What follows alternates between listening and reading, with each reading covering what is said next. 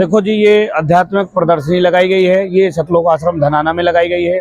सतलोक आश्रम धनाना में हर बार जितने भी समागम होते हैं उसमें हर बार 3 दिवसीय समागम में प्रदर्शनी सेवा चलती है और प्रदर्शनी सेवा लगाई जाती है।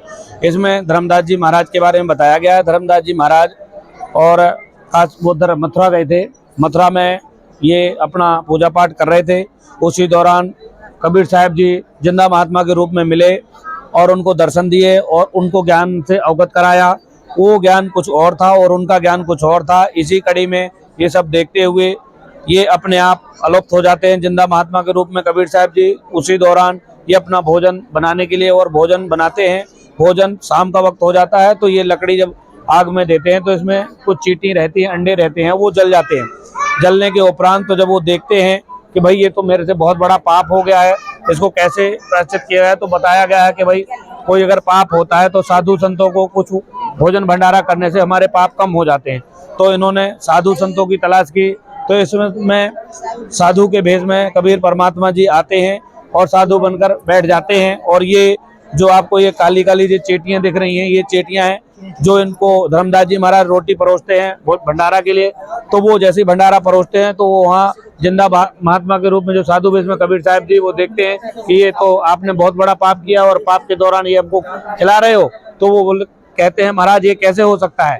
तो वो उसी कड़ी में अपने कमंडल से एक चुल्लू जल लेते हैं और ऐसे मार देते हैं और ये सारे थाली में चीटी चीटी रोटी बन जाती हैं। उसी कड़ी में ये सब देखते हुए परमात्मा स्वरूप जिंदा महात्मा के रूप में कबीर साहब जी दर्शन दे देते हैं। उसी कड़ी में कबीर साहब जी दर्शन देते हुए तो ये देखते हैं कि जब उधर मैं मथुरा गया था तब धर्मदास जी ने दर्शन दिए, कोई जिंदा महात्मा यहाँ भी दर्शन दे रहा। और ये तो अजीब ही शक्ति है। और यहाँ पर धर्मदास जी को देखते देखते और कबीर परमात्मा जो कि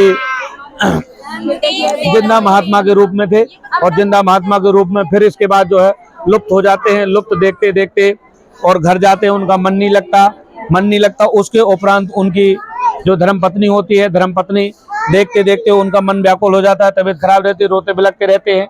इसके उपरांत 6 महीने बाद परमात्मा की प्राप्ति के लिए उनकी जो पत्नी थी उन्होंने 6 महीने बाद भंडारा करवाया और भंडारा में सभी साधु संतों को बुलाया और कहा कि वो साधु संत जरूर आएंगे, तो आप एक बार भंडारा करके देखिए। तो भंडारा जैसे कर रहे थे सभी लोग जाने लग रहे थे और जेबते जब जाने लग रहे, लास्ट में कुछ ही श्रद्धालु बच रहे थे।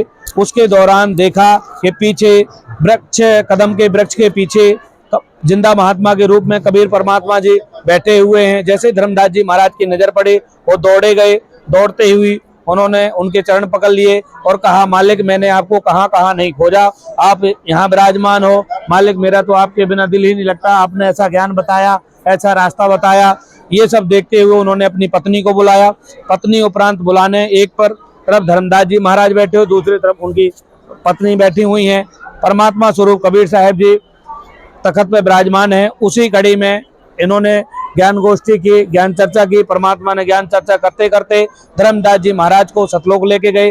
सतलोक में दिखाया कि जो जिंदा महात्मा रूप में कबीर साहब जी और कबीर परमात्मा जी वहाँ साक्षात्कार हुए। देखते ही देखते उनके मन में था कि जो कबीर परमात्मा स्वरूप जिंदा महात्मा के रूप में कबीर परमात्मा जी हैं, इनसे बड़ी शक्ति है, इसलिए ये चमर कर रहे हैं। भगवान ये है, ये उनका कोई भेजा हुआ दूत है। इसी भ्रम को निवारण करने के लिए जिंदा महात्मा के रूप में कबीर साहब जी तखत पर विराज जाते हैं और जो तखत पर विराजे हुए कबीर परमात्मा जी चमर सेवा करने लगते हैं। चमर सेवा करते करते देखते ही देखते इनका परमात्मा ने एक लीला रची और शंका निवारण के लिए कबीर परमात्मा जी और जिंदा महात्मा के रूप में कबीर साहब जी एक हो गए और चमर अपने आप होने लगा।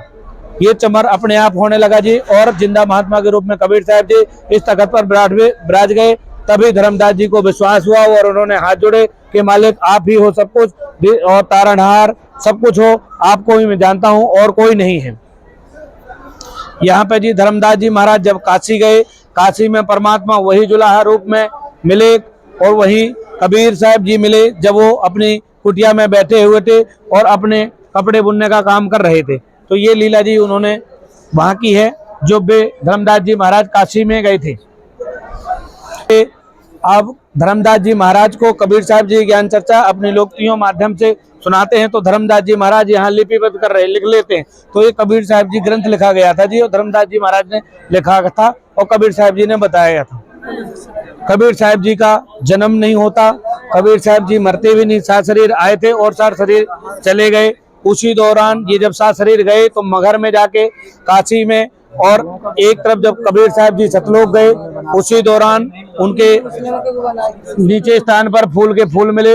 उन फूलों को हिंदू मुस्लिम ने दो भागों में बांटा और एक तरफ मस्जिद बना ली और एक तरफ कबीर साहब जी का मंदिर बनवा दिया।